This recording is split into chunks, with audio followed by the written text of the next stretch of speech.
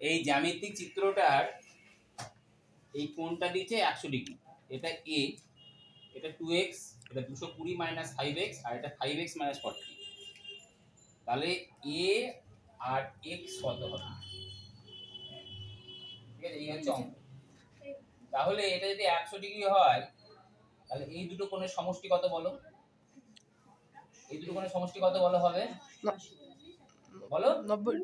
90 হবে কেন? 180 ডিগ্রি। 90। তার মধ্যে তাহলে এটা কত ডিগ্রি? 100। তাহলে a কত হবে বলো? 180 ডিগ্রি মাইনাস 100 ডিগ্রি। তাহলে কত ডিগ্রি হয়? 80 ডিগ্রি। তাহলে a সমান কত? 80 ডিগ্রি। বুঝতে পারলে?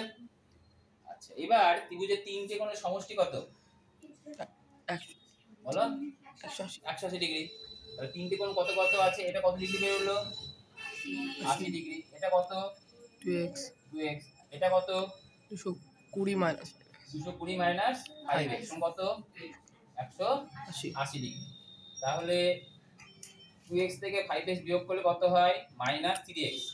180 degree minus 80 degree minus 220 degree. তাহলে মাইনাস 3x সমান মাইনাস 120 ডিগ্রি। তাহলে মাইনাস মাইনাস কেটে গেল, x সমান কত হলো?